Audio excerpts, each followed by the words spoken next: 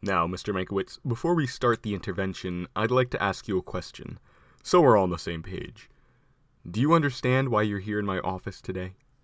Actually, no. No, I don't know why I'm here. In fact, I was just about to ask you the same question. Why am I here, Mr. Social Worker?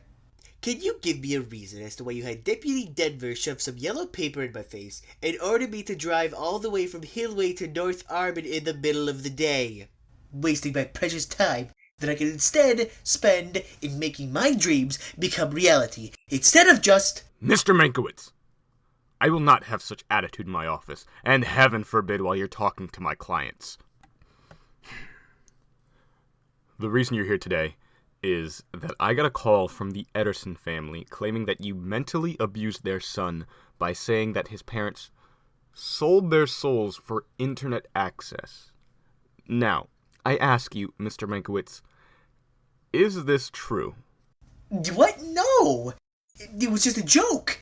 A commentary of sorts. Actually. Mr. Mankowitz, a child's mind is a very delicate thing.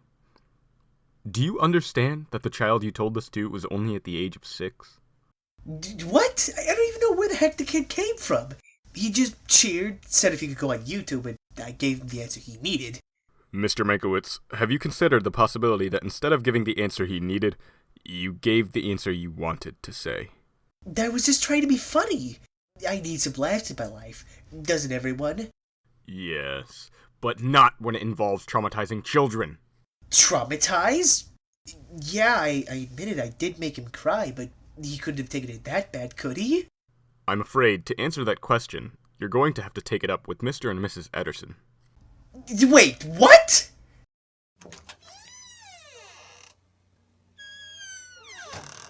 Mr. Mankowitz, this is Katie Edderson and John Edderson. Mr. and Mrs. Edderson, this is Bartholomew Mankowitz. Is this the man you claim harmed your child? Yes, Mr. Howard, this is the man we've been looking for. All right, then. Mr. Mankowitz, is there anything you'd like to say to Mr. and Mrs. Edderson? I didn't hurt your son. All I did was make a joke and it backfired. I didn't hit the kid. Mr. Mankowitz, physical violence and mental violence are near one and the same when dealing with children. Especially when you... When I what? Made a joke the kid didn't get? Am I really at blame for that? Lots of jokes fly over kids' heads. It happens all the time. If you watched a kid's cartoon for more than 5 minutes... Mr. Mankowitz! Enough! Let Mrs. Edderson speak. Thank you, Mr. Howard. Now, Mr. Mankowitz, listen carefully to Mrs. Edderson. My purpose here is to create an understanding between the accuser and the accused. We are here to reach a peaceful solution to the problem at hand. I am now going to let Mr. and Mrs. Edderson speak freely to you, and I expect that they receive no interruption. Is that clear, Mr. Mankowitz? Fine. Take it away, Mrs. Edderson. Of course, Mr. Howard. Mr. Mankowitz, I can plainly see you are a boy with particular taste in humor, but that humor shouldn't come at the expense of our son.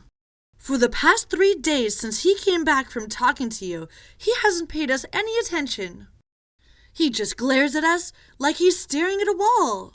When I drove him to school, he used to be as lively as could be. Now he just sits there blankly, not saying a word. Mommy, Daddy, can I go home yet? No, Billy, not now. But I want to go home. Billy, quiet. Your parents are talking. Mr. Mankowitz, we are more than certain that we've supplied enough proof that you have altered our boy's state of mind. The only thing we have to ask of you is this. What do you have to say for yourself? I'm going home. Bartholomew Mankowitz! You get back here and apologize to Mr. and Mrs. Edderson immediately, or so help me out! Can we go home now? The nerve of those people, dragging me down here just to get scolded for something I didn't do. They call this social service, more like social servitude. I don't have time for this. I just wasted 3 hours of my life I could have spent making my guide.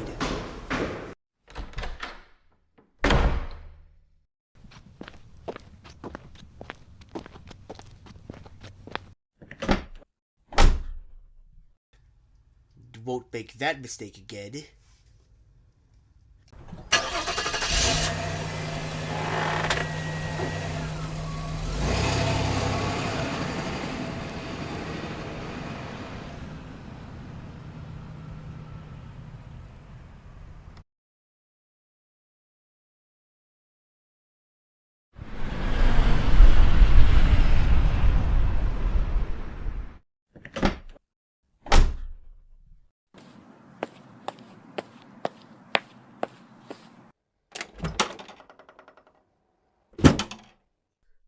Oh, Barthy, you're home. How was the trip to social services? Terrible, Mom. Just terrible. Well, perhaps you'd like to... I don't want to talk about it, Mom. Well, I hope it's just said and done. Right, Barthy? Yeah, Mom, it's done. Oh, that's good. We're having chicken for dinner tonight, if that's okay with you. Sure, Mom, whatever.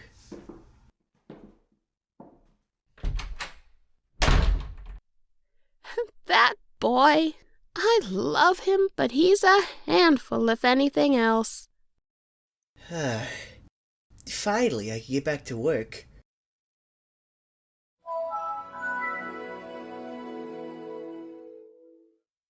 Hello there, dear viewers. My name's Bartholomew, and I welcome you once again to my guide to the internet. For those who didn't see the first episode, I highly suggest you go watch it. It's okay. I can wait.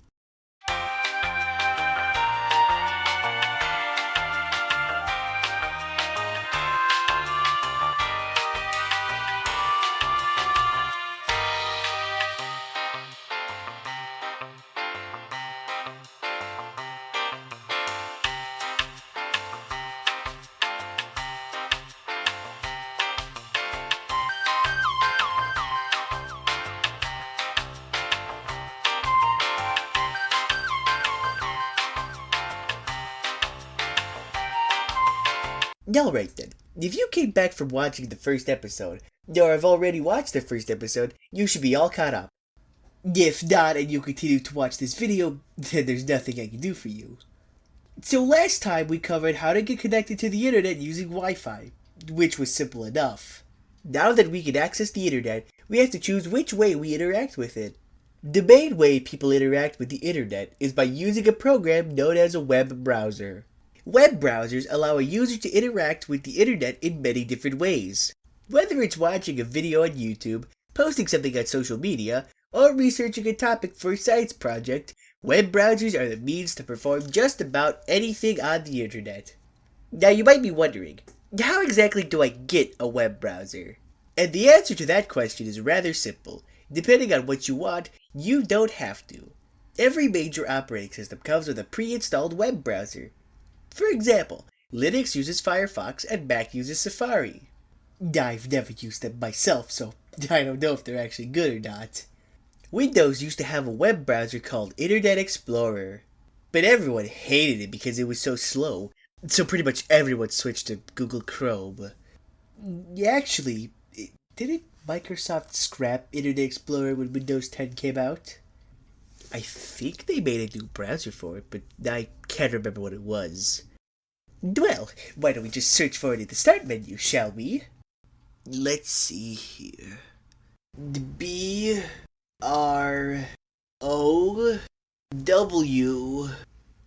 Huh? What's this? Microsoft Edge.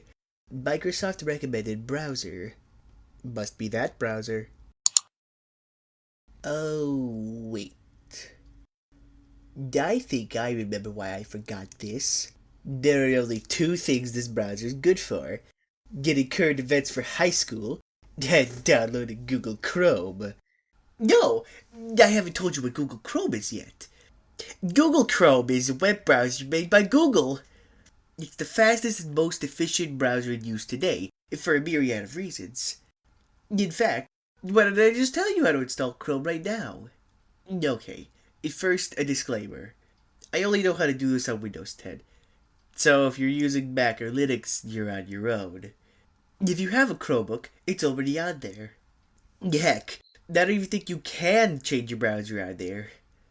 First, go into the browser pre-installed in your operating system, in this case Edge. Then in the address bar, right at the top of the screen here, type Google Chrome and press enter. This result should be the first thing you see. Click the title, then when you get to this page, click Download Chrome.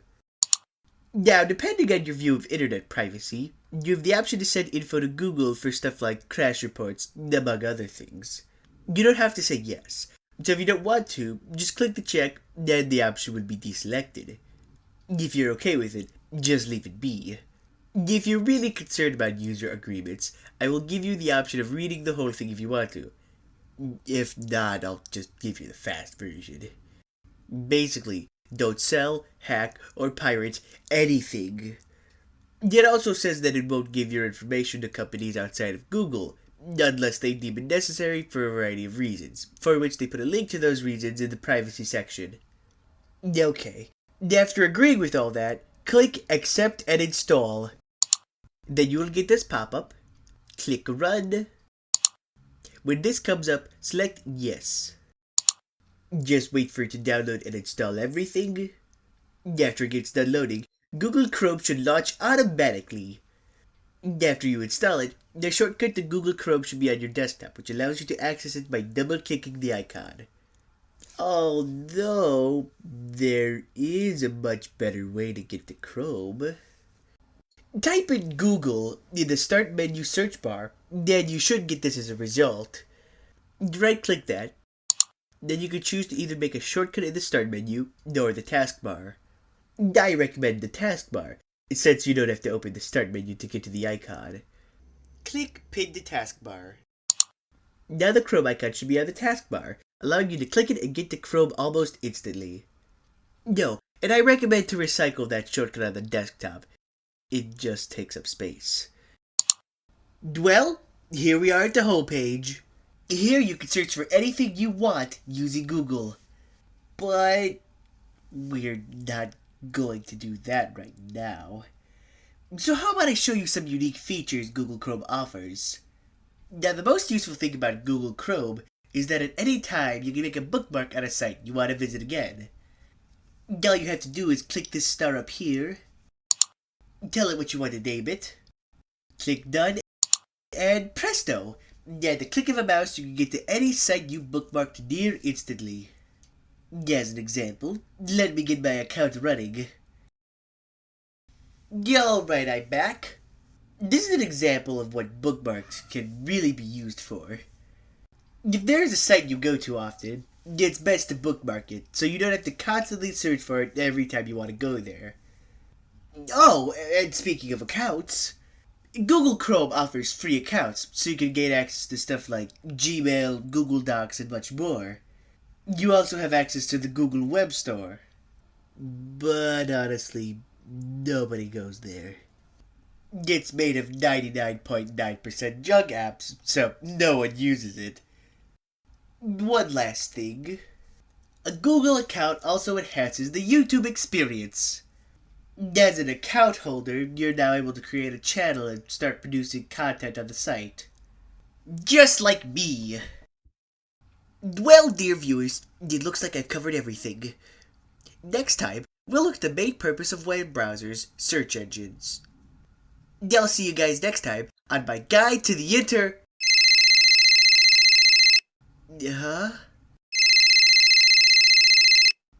It's Google. Hello? What? What do you mean I'm not getting paid? Why advertise a service that everyone uses? I just kissed your company's butt and I demand payment!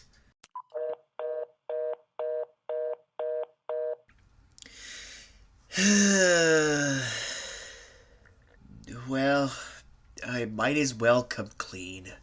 A lot of what I said in this video is not exclusive to Chrome. Stuff like bookmarking is done by pretty much every other browser out there. You can get Microsoft Office to do a lot more than Google's Office stuff can. I just thought if I advertised Chrome to people, Google would pay me. Turns out, since everyone uses it now, there's no need in advertising it. Thus, I am out of a paycheck. So that sucks. I'm Bartholomew, and I will see all of you, my dear viewers, on the next episode of my guide to the internet. See ya! Stupid sponsorships. I'm never doing that again.